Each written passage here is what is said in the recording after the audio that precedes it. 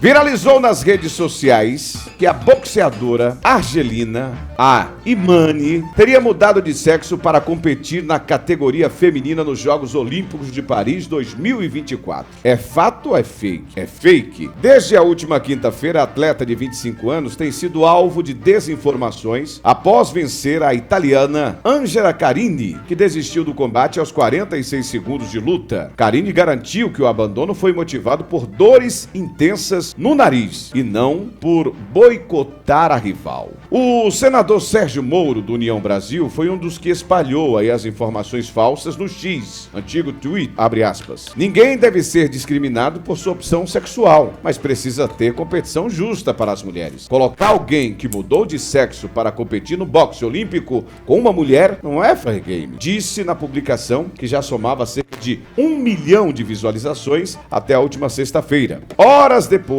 ele se corrigiu. É importante lembrar isso também. Embaixadora da Unicef pela Argélia, a senhora Khelif, deu início à trajetória no boxe em 2018 aos 19 anos e sempre competiu na categoria feminina. Diferente das informações falsas compartilhadas nas redes sociais, a atleta nunca se declarou publicamente uma mulher transgênero. Na verdade, ela é uma pessoa com variação intersexual. A argelina nasceu com uma condição em que tem órgãos genitais femininos, mas tem cromossomos sexuais X e Y que determinam o sexo masculino e níveis de testosterona no sangue compatíveis com o corpo masculino. Ela também se identifica como mulher. O Comitê Olímpico Internacional afirmou em nota que todas as atletas ou os atletas participantes do torneio de boxe dos Jogos Olímpicos em Paris cumprem o regulamento de elegibilidade e entrada na competição, bem como todos os regulamentos médicos aplicáveis estabelecidos pela Unidade de Boxe Paris 2024. A organização também explicou que considera as informações de gênero e idade que constam nos passaportes dos competidores. Os boatos da mudança de sexo nasceram de uma decisão da Associação Internacional de Boxe em março de 2023, quando a lutadora foi desclassificada horas antes da disputa pela medalha de ouro no Campeonato Mundial Feminino de Boxe, após ser submetida a um exame de testosterona. Na época, a organização de boxe alegou que o teste indicou que a lutadora não atendia aos critérios de elegibilidade necessários e foi considerada como tendo vantagens competitivas sobre outras competidoras do sexo feminino. Entretanto, a associação não revelou o motivo específico da desclassificação. O ato no nível de testosterona da atleta e a presença de cromossomos X e Y no DNA não são provas de que a lutadora mudou de sexo. São indicativos de sua condição como pessoa intersexo. O COI classificou a decisão da associação como repentina e arbitrária, argumentando que, abre aspas, foi tomada sem qualquer procedimento adequado, fecha aspas, e que as, abre aspas, regras de elegibilidade não devem ser alteradas durante a competição em curso e qualquer alteração nas regras deve seguir o processo apropriado e basear-se em evidências científicas. Eu passo para a mesa agora esse debate que tomou conta da rede social. Começo com a senhora, Débora. Para iniciar minha fala, eu gostaria que você repetisse o título da matéria, por gentileza. Esse é um título do G1, meu amigo. Homem biológico e trans, políticos de direita propagam informações falsas sobre lutadores intersexo que competem em Paris. Perfeito. Eu queria iniciar minha fala, o meu comentário em cima do título da matéria, né? Do G1. Do G1. Por quê? Quando ele traz essa matéria desta forma, fica parecendo que os políticos de direita, que os influenciadores de direita é que detêm, né, esse controle aí, essa disseminação de fake news. O que não é uma verdade. Não é verdade. O que acontece é o seguinte, tanto direita quanto esquerda acontece de falar algo que é uma inverdade, né? Uma fake news, mas a forma como a matéria traz o título fica parecendo que é algo exclusivo da direita. É importante deixar isso bem claro. E outra coisa, foi vinculado no dia dessa competição, dessa situação, em vários sites de notícia. Né? Então, foi um assunto no mundo. Foi um assunto no mundo. No Brasil, não, no mundo. Né? O mundo inteiro estava noticiando, eu até comentei no nosso grupo de comentários que a ministra, né, a primeira-ministra lá da Itália também teceu comentários nesse sentido. Então, foi algo que tomou nesse sentido, falando que essa moça seria trans. Tem um lado positivo que reacendeu, pelo menos na sociedade, essa questão, né, de pessoas trans estarem competindo. Pelo menos eu acho que serviu para mostrar que de fato é algo que não deve acontecer, o que não é o caso dessa competidora. Agora, eu vou dar uma opinião que é minha. Se a mesma ela é do sexo feminino, mas se ela tem essa condição onde ela produz esse hormônio, né, além, né, das outras competidoras, não seria o caso do Comitê Olímpico pensar em uma possibilidade de colocar, né, mulheres, assim como essa competidora? No caso, você acha estimular, né? Estimular esse tipo de competição. Não, entenda. Seria o caso do Comitê Olímpico que organiza normal, esse evento, comum, tá? Sim, mas eles fazem os exames, então eles têm o controle de quem é que tem e as taxas, eles têm acesso a essas informações. Então seria o caso de colocar pessoas que têm essa mesma situação dessa competidora, que ela não é um caso único, pelo contrário, é até mais comum do que a gente pensa, né? Então, assim... Nas Olimpíadas? Nessa competição das Olimpíadas, nós estamos falando... É comum isso? Não. Pessoas que passam por essa situação. O que eu estou dizendo... Eu só estou lhe indagando isso, que eu fico com a preocupação ao invés de incluir, excluir, entendeu? Mas não, você não está entendendo. Veja só, ela tem uma condição, ela é feminina, mas ela produz um hormônio além, né, em uma quantidade superior às demais candidatas, ok? Entendido até aí? Entendido. Perfeito. Essas candidatas que, assim como ela, tenha essa mesma condições, que pudessem competir entre elas, que têm essa condição. Mas a minha preocupação não ter essas candidatas suficiente.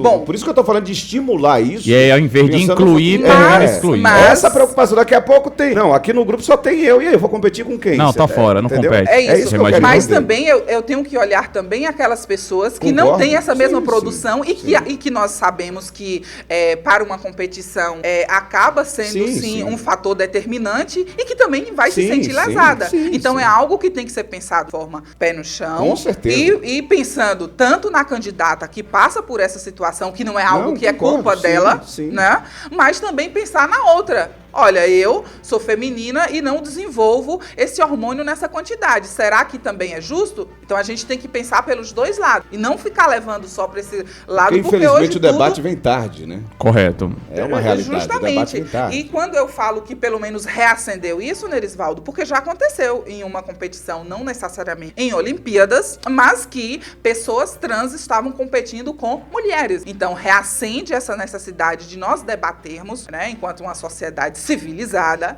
né, do que deve e do que não deve acontecer. Não é a primeira vez, como você bem disse. Será que essa sociedade está mais madura para debater esse assunto? Porque hoje está debatendo com mais força. Será que a rede social? Estou lhe indagando isso. Pelo menos eu percebi até posicionamento de pessoas assim que mais à esquerda, que a gente sabe que existe essa diferenciação de posicionamento, falando que de fato ela não pode ser, porque é uma situação complicada. Veja, não pode colocar a candidata para lutar contra um homem, porque seria injusto, porque ela não é homem. Porém, quando a gente coloca ela também para lutar com mulheres que não têm a mesma produção de hormônio como ela, também não seria justo. Então, é uma situação delicada e tem que ser tratada de forma séria, de forma que consiga sanar essa situação e que ninguém saia lesado, né? Estimular mesmo. Pois não, professor? É isso, Nerisvaldo. Muita ignorância e maldade, eu acredito, por parte dos políticos da direita que tentaram distorcer os fatos. Eu acredito que eles tentaram agir de má fé. O senador, né, isso, o Sérgio Moro, tentou fazer a correção, fez a correção no X, no antigo Twitter. Tratou de má fé, todos eles trataram de má fé, aproveitaram porque assim, não existe uma pauta que chame tanto a atenção dessa direita mais reacionária, dessa direita mais bolsonarista, do que quando envolve questões de orientação sexual. Não sei por que, ainda quero entender antes de cumprir a minha missão na Terra, porque isso incomoda tanto essa ala mais à direita, essa ala mais bolsonarista no que diz respeito às orientações sexuais, identidade de gênero, enfim. E é um debate que precisa ser feito, mas essa turma é tão ignorante que não se presta a estudar o mínimo do ponto de vista da conceituação. Por exemplo, o que é um intersexo? Nascem com características físicas e sexuais que não se encaixam no que que tradicionalmente encaramos como masculino e feminino. É o básico. Qualquer aplicativo aí, qualquer navegador de busca, de pesquisa, vai trazer essa conceituação e a gente evitar necessariamente a distorção do fato e poderíamos entrar no debate que é necessário, que é o debate que a colega Débora fez por último aqui, que diz, quando ela coloca aqui uma situação complexa, até porque a candidata não poderia necessariamente lutar com um homem, mas também lutar com uma mulher é uma relação de disparidade, embora exista todo um embasamento científico, a qual o próprio Comitê de Organização das Olimpíadas emitiu. Ou seja, é um debate que precisa ser feito na nossa sociedade, mas enquanto esse debate estiver sendo politizado de maneira totalmente distorcida e negativa,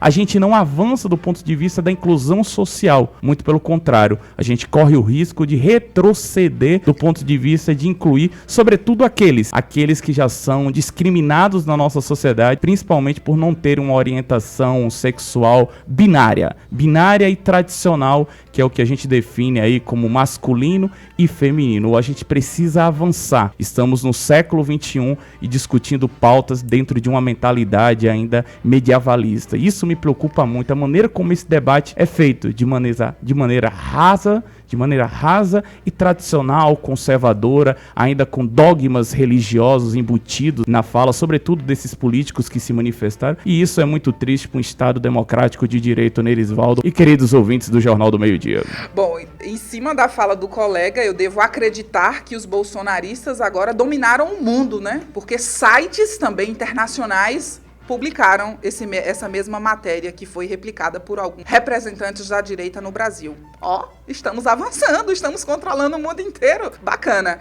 Eu só queria também esse mesmo posicionamento, nobre colega, quando, na situação onde a ex-primeira-dama Michele Bolsonaro foi acusada de ter levado móveis do Palácio do Planalto, o que é uma mentira, porque quase um ano depois descobriu-se que os móveis estavam lá no Palácio, né? Mas aí é uma fake news do bem, né? Aí pode, aí não existe revolta por parte de alguns.